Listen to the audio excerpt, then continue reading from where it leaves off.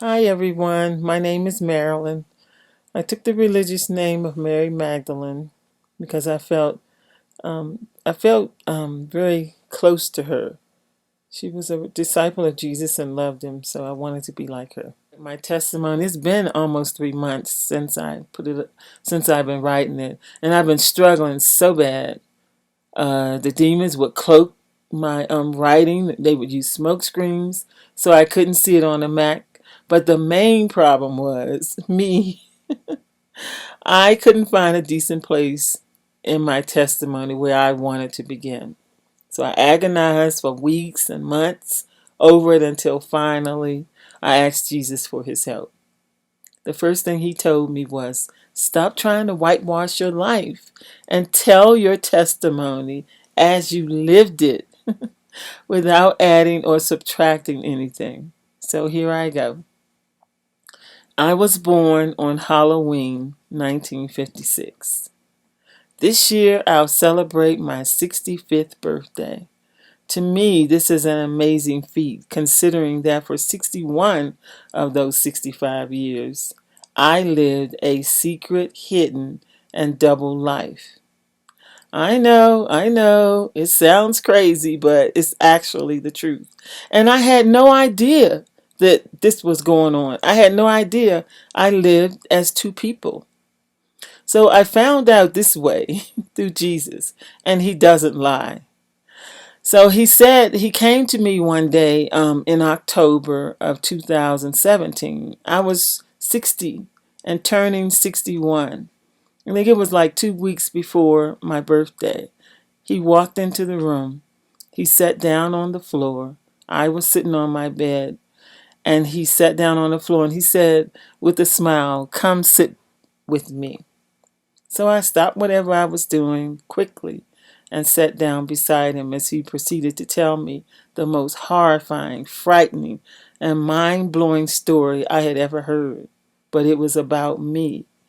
I couldn't believe it when he started talking. I did not want to believe it. My entire world had shattered as he spoke. I thought about the year that I got saved all over again. During that time, I wanted to take my life. Even though I had a 2-year-old son, I still wanted to take my life. I was so lost and so alone and so desperate to get out of sin, but I didn't know how. My life was a nightmare back then. And Jesus made a way for me to come to him. I was saved. None of this stuff was supposed to happen to me, I thought, as a saved person. You know, when you get saved, you think, oh, I'm saved. Nothing's going to happen to you. You know, Jesus got you. God got you. You protected. The angels are watching over you and everything. I thought to myself, you're supposed to be protected from these things. This is what the Lord is supposed to do. He's supposed to watch over you. I wanted to die all over again as I sat on the floor listening to Jesus. He continued talking. All I could think of was, this can't be happening to me. I couldn't believe what I was hearing. All those years I had been deceived. I was like, Jesus, I served you all of those years. And now you're going to tell me I was born into an Illuminati family? I was like, no, this can't be happening to me. I was dreaming. I thought, wake up, wake up. I couldn't believe it. But it was true. Jesus doesn't lie. He had a serious look on his face when he told me this. I believed all of those years that my family and myself were good, God-loving people. And the truth was, we were anything but. My life was a lie. I felt so bad. I just wanted to cry. I looked at Jesus and I was like, you're kidding, Lord. This can't be happening to me. I was like, I was a baby when you let this happen to me. I felt so betrayed by him. I didn't know what to think. But I sat there and I listened. He didn't mince his words.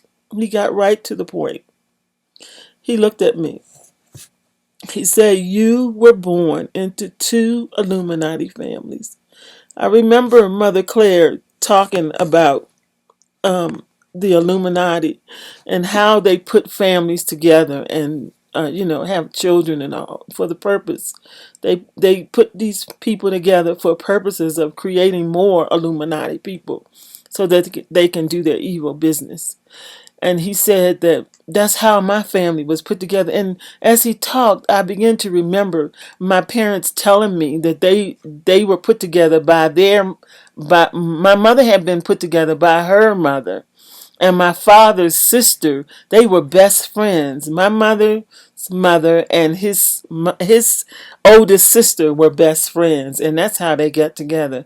And so I started thinking, okay, this is following in line with what Jesus told Mother Claire and what he's telling me now. So I started listening and stopped just focusing on me, because that's all I could think about. I was like, I was molested and ritually sexually abused and mind controlled at 3 months old. I was like, who does that to a baby? What can a baby do? It was terrible. None of it made sense to me, but I listened anyway. It was a nightmare. I thought I was dreaming and Jesus was telling me a very, very bad, tasteless joke.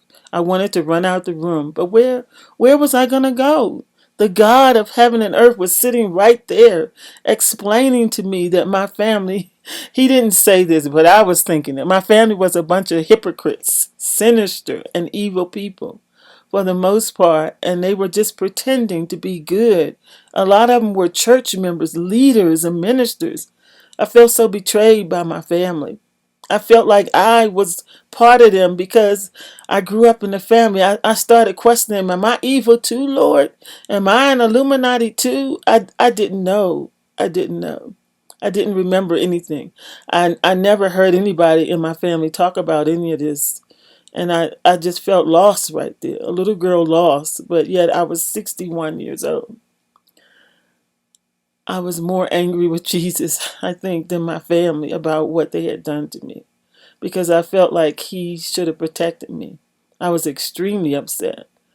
He could have and should have stopped this. The 61 years of pain that he allowed me to go through. But the amazing thing, I didn't know about any of this. Yeah, it was some weird things happening in my life, and I was doing things that no teenager or young person should have done. I mean, my whole life had been lived terribly, and at 21, I felt like I wanted to die because my life was so tragic. I was like the neighborhood uh, whore girl. And I didn't know why. I didn't want to do the things that I was doing, but it was like I was powerless to stop myself. And now I know why at 61. I knew that they had trained me to do everything I'd done. I was stealing, lying, cheating, doing all the kind of things that you read and see people do in the movies. I had done those things.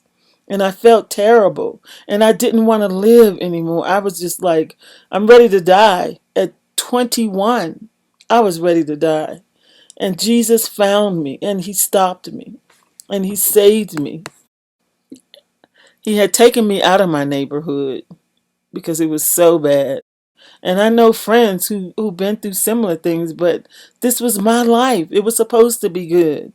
I was raped at 11. Well, when I say I was raped, according to Jesus, that's all they did to me. That's all they did to me. And I was just acting out what they had done to me in the daytime, what they had done to me at night, but I didn't know it. How was this possible? I didn't know. I didn't ask Jesus any questions. I was just angry. I was just angry with him that day that he came. I was really, really mad. And I kept thinking, this is because of the life that I lived. This is why you're treating me like this. This is why you let this stuff happen to me. Because I lived such a terrible life. But I didn't know anything about my family and the secrets. I didn't know I had lived a double life. I just thought I was an evil person. Wicked, bad, and evil. And that I needed to die. But then in 1977, Jesus saved me. And I knew that he loved me. I knew my life was changed. I knew that I didn't have to be that neighborhood girl anymore, that I could be a woman of virtue because Jesus loved me. So I'm going back and forward. So the day that he told me about my family, everything just everything evil and bad about me came back to my mind, and I couldn't understand. But it did answer a lot of questions. Strange things would happen to me. My hair sometimes would never grow. It was always in, little tiny plaits, but it wouldn't grow. Let's see. My eyebrows wouldn't grow, and it just weird things would happen to me when I would wake up in the morning. I would wonder why my hair would always break off at night, and my mother would say, "What did you do to your hair?" And I was like, "I didn't do anything to my hair." So she got mad. I think I was 12, and she wouldn't do my hair anymore because she said I kept messing it up, but I wasn't doing it. But every morning I would wake up, my hair would be broken off, and I didn't have any explanation for it. It still does the same thing now, but I know why. I know that I have demons and people astral projecting into my space and doing different things to me at night. But I understand also that Jesus needs sufferings.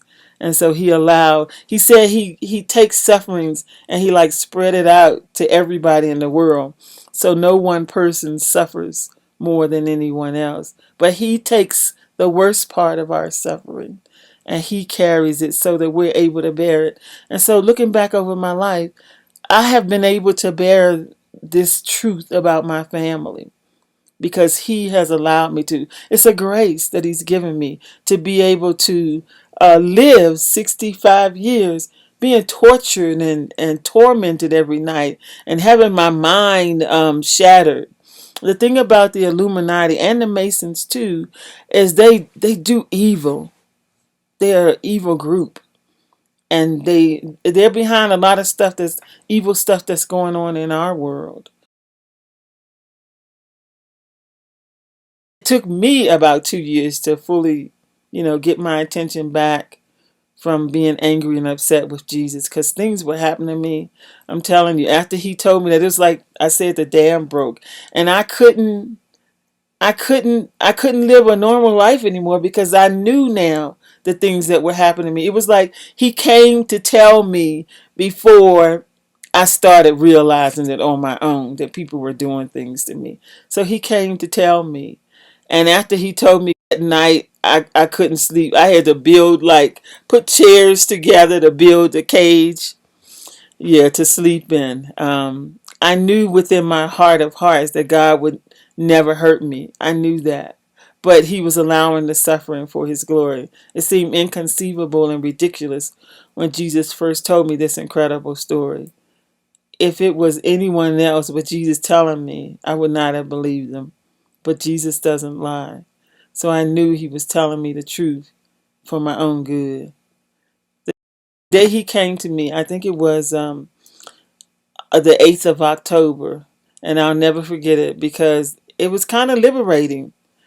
Because the revelation, I had many questions, and it was many mysteries and curiosities, strange behaviors and occurrences would happen in my life. Like I remember waking up a couple of times as a kid, and I would have big bugs under my arm, and I couldn't explain it, and weird things would happen to me. I would look up into the sky and I would see like bugs falling down on the sky. They weren't really bugs, but this was really things that I would see and what happened. I was terrified of bugs. Still am, but I was real scared back then. The only reason I know about it now is because heaven declared that it was time for me to know what was happening to me and what had happened to me as an infant. My parents tried to tell me this when I was about 8 years old. They told me that once I came home from the hospital and I had developed a colic, they couldn't do anything, so my mother wanted to give me to her grandmother, which would have been my great grandmother, and she was supposed to cure me or keep me at her house so if I cried, it wouldn't disturb my mother and them and they could do what they needed to do. But my great grandmother was a high ranking Illuminati, and she was the one that gave the orders according to what Jesus said. And then there was a cousin one of my mother's cousin who was just getting into Wicca, and my mother and her were my mother was a little older, but Jesus said she was jealous of my mother because my mother had a family and my mother was like 17, 18. She had a family, she had children, she had a house, and this cousin was jealous of her. So she's new into Wicca, and I guess my great grandmother was teaching her, and she just stole me and was doing all this kind of stuff to me, putting me in cages. She was like a handler. It's amazing. 10 years before this stuff, before Jesus told me what happened, I had checked out the Illuminati, and the stuff they did to kids. I guess he was trying to prepare me. It was crazy. So my mother said I would scream uncontrollably, and her and my dad, they didn't know what to do with me, so they gave me to my grandmother. I mean, my mother's grandmother, and she kept me. And I remember seeing myself at her house.